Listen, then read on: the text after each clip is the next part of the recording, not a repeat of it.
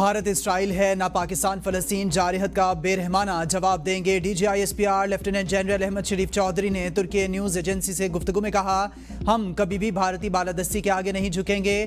وہ یہ بات جانتے ہیں اور جلد سمجھ لیں گے۔ علاقائی امن اور دنیا کے لیے اتنا ہی بہتر ہوگا۔ نئی دہلی حکومت دہشت گردی کے واقعات کو بہانہ بنا رہی ہے اور اس سے باز آنا چاہیے۔ دہشت گردی، انتہا پسندی اور نفرت بھارت کو اندرونی مسائل سے دوچار کر رہی ہے۔ نئی دہلی کی حکومت ملک میں مسلمان اور سکھوں سمیت دیگر اقلیتوں پر دباؤ ڈال رہی ہے۔ اس اقدام سے مزید غصہ، انتہا پسندی اور دہشت گردی جنم لے رہی ہے۔ پاکستان میں دہشت گردی بھارت کی حمایت اور حوصلہ افزائی سے ہو رہی ہے۔ ہمارے پاس اس بات کے بہت سے ثبوت موجود ہیں کہ بھارت کا پاکستان میں دہشت گردی کے واقعات سے تعلق ہے۔ یہ ثبوت بین الاقوامی عدالت انصاف میں جمع کرائے جا چکے ہیں، جبکہ بھارت اس خطے میں دہشت گردی کا ریاستی سرپرست ہے۔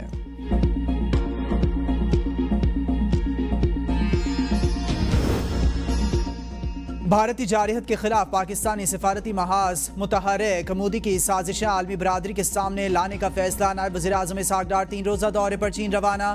اسحاق ڈار کو دورے کی دعوت ان کے چینی ہم منصب نے دی۔ ملاقاتوں میں خطے کی موجودہ کشیدہ صورتحال پر غور کیا جائے گا۔ وفد میں مختلف حکومتی حکام شامل ہوں گے جو علاقائی امن و استحکام کے حوالے سے بات چیت کریں گے۔ بیجنگ میں پاکستان، چین اور افغانستان کے وزراء خارجہ کی ملاقات ہوگی۔ نائب وزیر اعظم اسحاق ڈار نے چینی روانگی سے قبل گفتگو کرتے ہوئے کہا ہے کہ بھارتی چہرہ پوری دنیا میں بے نقاب ہو چکا۔ بھارت نے پہلگام واقعے پر جھوٹے الزامات لگائے۔ چینی وزیر خارجہ سے پچھلے 3 ہفتے میں 2 بار بات ہوئی ہے۔ دنیا جان چکی ہے کہ پاکستان پر لگائے گئے تمام الزامات غلط ہیں۔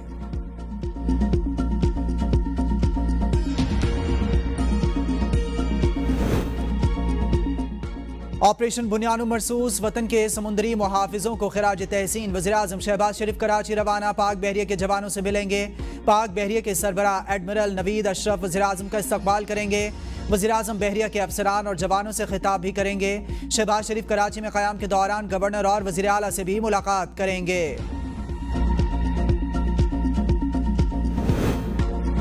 ایئر چیف مارشل کی شہید اسکواڈرن لیڈر عثمان یوسف کے گھر آمد، فاتحہ خوانی کی اور شہید کے اہل خانہ سے تعزیت کی۔ ایئر چیف کا شہید افسر کو زبردست خراج عقیدت، کہا اسکواڈرن لیڈر عثمان یوسف نے حالیہ دشمن حملے میں ایئر بیس کے دفاع کے دوران اپنی جان کا نذرانہ پیش کر کے شہادت کا اعلیٰ مقام حاصل کیا۔ ایئر چیف نے اہل خانہ کو یقین دلایا کہ شہداء کی قربانیاں قوم کی یادداشت میں ہمیشہ زندہ رہیں گی۔ ترکی اور آذربائیجان کی آپریشن بنیان مرصوص کی حمایت پر بھارت سے اخفاء، دونوں ممالک کے ساتھ تجارتی اور تعلیمی بائیکاٹ کا اعلان کر دیا۔ مودی حکومت نے ترک کمپنی کو جھوٹے سیکیورٹی خدشات کا بہانہ بنا کر آپریٹ کرنے سے روک دیا۔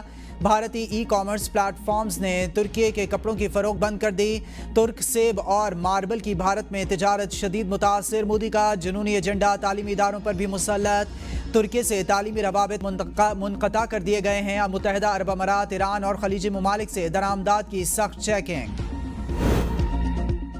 پاک چین تعاون کے سامنے بھارت بے بس، پاکستان اور چین کا دفاعی تعاون جنگی برتری میں تبدیل۔ فرانس، برطانیہ اور امریکہ کے بڑے میڈیا اداروں نے چینی ٹیکنالوجی کو برتری اور پاکستان کی عسکری کامیابی کا اعتراف کر لیا۔ عالمی میڈیا کا کہنا ہے کہ چین کے ہتھیاروں نے پاکستان کے ہاتھوں اپنی پہلی بڑی جنگی آزمائش کامیابی کے ساتھ مکمل کر لی۔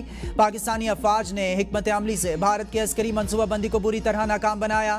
اربوں ڈالرز کے بھارتی رافیل طیارے چینی ہتھیاروں کے مقابلے میں عملی میدان میں بے اثر ثابت ہوئے۔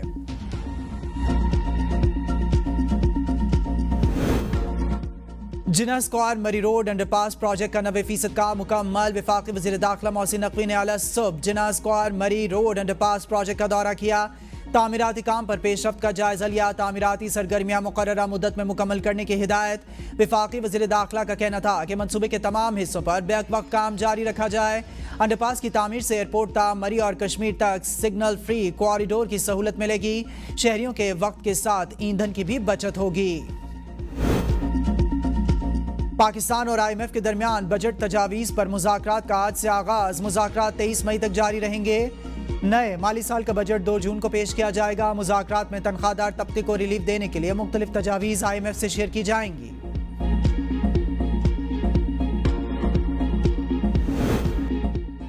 پاور سیکٹر میں جاری اصلاحاتی عمل کے ذریعے ناکارہ سسٹم سے چھٹکارے کا مشن۔ سرکاری ملکیت کے پرانے اور غیر فعال پلانٹس کی نیلامی کا دوسرے مرحلے کا انعقاد آج ہوگا۔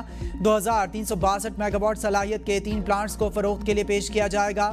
پاور پلانٹس کی نیلامی کا عمل شام کہ وقت میں کیا جائے گا۔